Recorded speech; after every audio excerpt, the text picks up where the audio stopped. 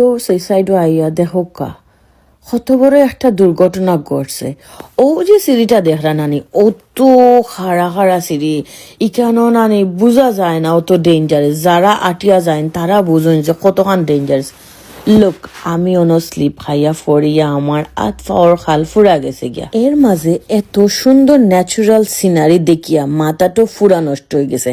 এত এক্সাইটেড আসলাম, আসলে খুশির ঠেলায় কিতা করতাম কিতা না বুঝছি না, গিয়া ঠাস করে স্লিপ খাইয়া পড়ছি।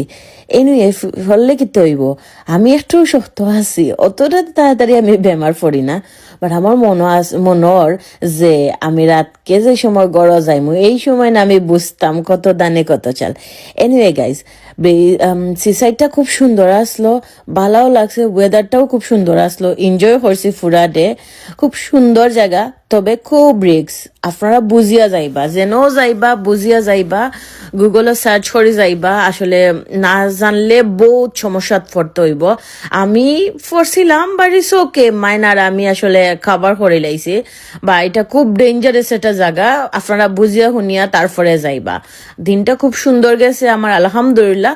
তবে ফেটর বুকে আমার জান বার হয়ে যার, খানির লাগে অনেক কষ্ট করছি, যেহেতু ইনো খানির নাই।